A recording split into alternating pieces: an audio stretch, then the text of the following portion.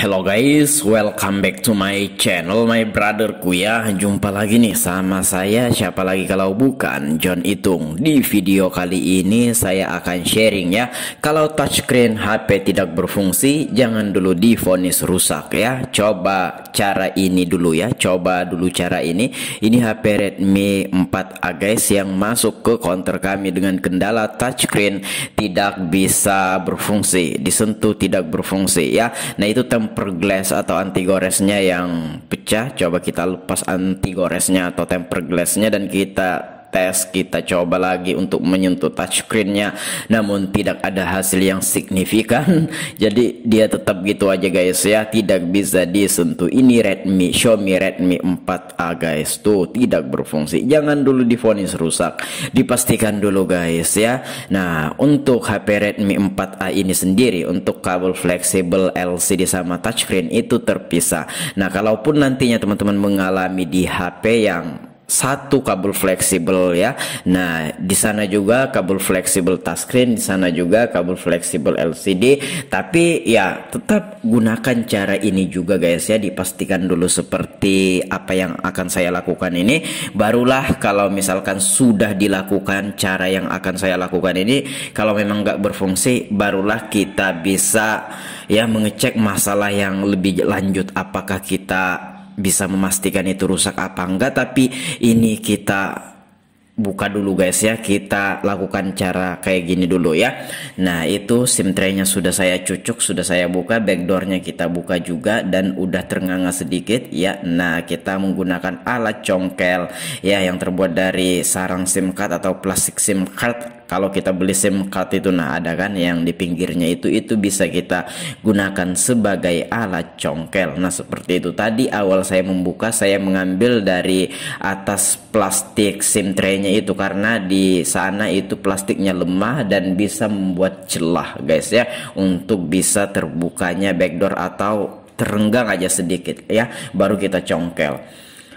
Oke, dan di sini ini kita bisa lihat tuh. Nah oke, dan iya nyaris kebuka, pelan-pelan aja. Ini saya percepat videonya, persingkat durasi yang ada guys ya. Namun di sini saya pastikan tidak ada step yang terlewatkan. Nah pelan-pelan, hati-hati, jangan dipaksa, dicari celahnya. Kalau belum bisa jangan dipaksakan, hati-hati, pelan-pelan. Karena barang seperti HP ini kalau kita salah-salah dalam membukanya ya bisa rusak guys ya. Nah karena ini mudah rusak, apalagi kita mengerjakannya dengan cara yang kasar gitu, nah bisa berefek ya, bisa jadi pecah ya, pecah touchscreennya, pecah LCD-nya. Makanya yang begini tuh harus hati-hati, harus sabar, harus santai juga. Nah dan akhirnya sudah terbuka. Nah oke, di sini tombol volumenya atau powernya juga tadi lepas, udah kita kenakan ya. Nah oke, backdoornya sudah kita lepas ya. Lanjut ke membuka baut-baut ya, baut yang ada pada plastik penutup mesin HP ini, mesin PCB HP ini. Oke, kita lepas dulu semua bautnya. Saya lagi percepat ya, saya percepat lagi video ini. Nah untuk persingkat durasi, dan saya pastikan tidak ada step yang terlewat, karena hanya membuka baut itu bisa kita percepat seperti ini. Oke, iya. Oke. Ya hati-hati, pelan-pelan, dicari celahnya. Kalau belum bisa dibuka jangan dipaksa, pasti ada celahnya, dicari celahnya. Makanya di sini saya bilang yang begini itu, kerjaan begini itu mesti kita sabar-sabar guys ya, jangan buru-buru gitu kan.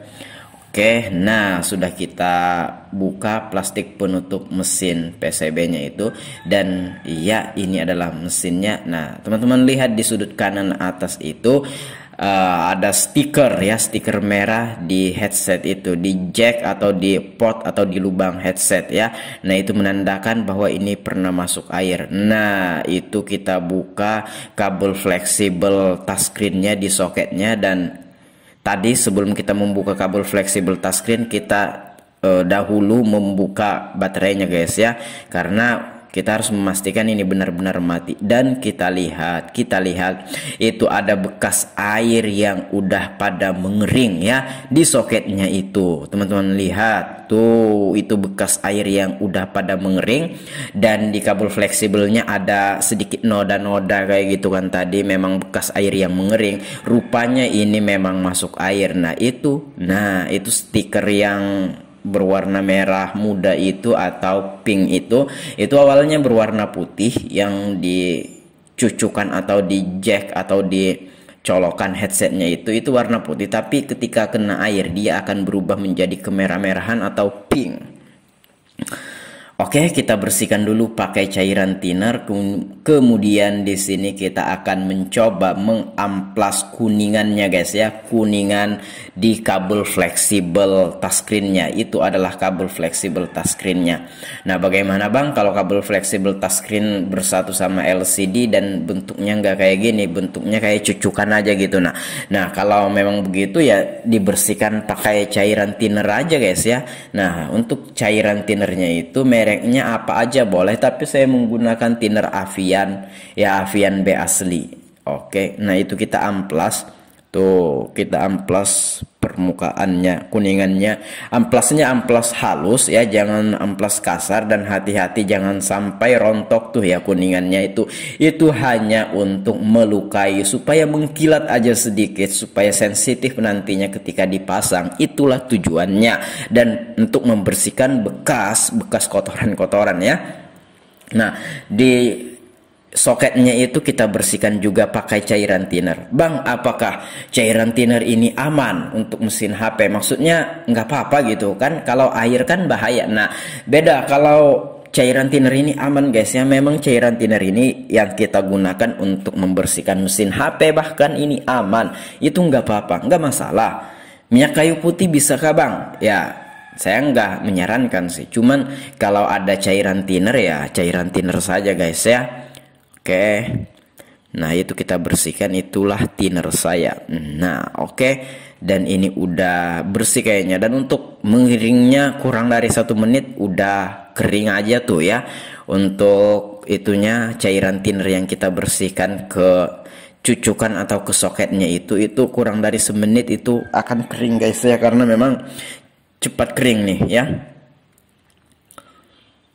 Oke, nah itu kalau ada noda-noda, ada kotoran kita bersihkan. Ini memang penyebabnya terkena air guys ya. Makanya kalau memang yang nggak berfungsi touchscreennya secara keseluruhan kayak gini, rata-rata itu ya karena kayak gini, mungkin jalurnya terputus gara-gara terkena air, kemudian airnya mengering kayak gitu, bisa jadi. Nah, kita pasang lagi kabel fleksibel baterainya, kabel fleksibel LCD-nya juga sudah kita pasang. Oh, bukan kabel fleksibel LCD, kabel fleksibel touchscreen maksudnya. Sorry.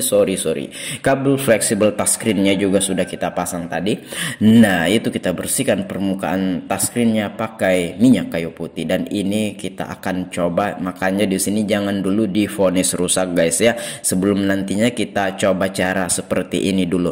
Nah, kebanyakan yang rusak itu, saya percepat videonya, persingkat durasi. Kebanyakan yang rusak itu apabila yang berfungsi sebagian tidak ya. Jadi itu ada bagian-bagian berfungsi, ada bagian yang tidak, itu biasanya memang rusak. Tapi kalau seluruhnya tidak berfungsi seperti ini ya mungkin ada kemungkinan jalurnya terputus karena mungkin masuk air seperti tadi, dan ada kemungkinan bisa diperbaiki kayak gini. Coba.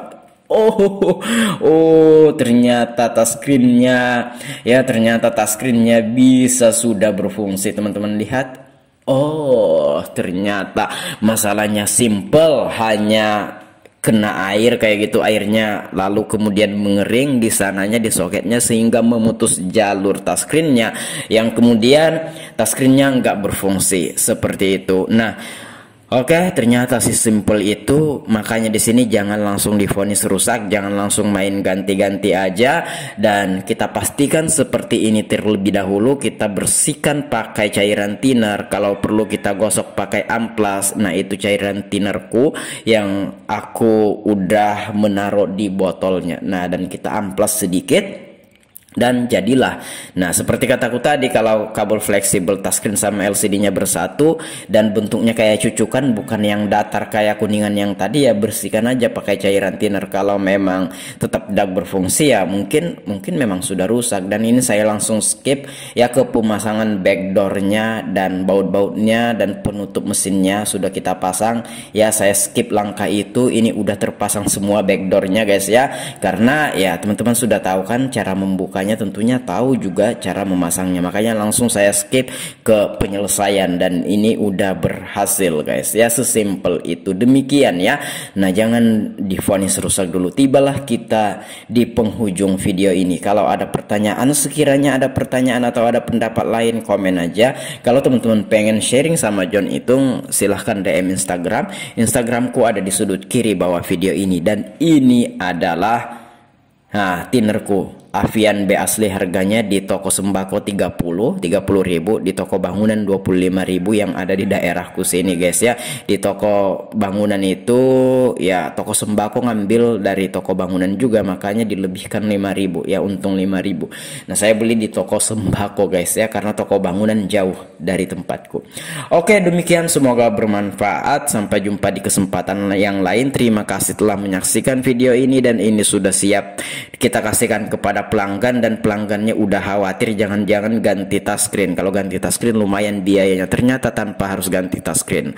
Oke, terima kasih, saya John Itung. See you the next video my brotherku.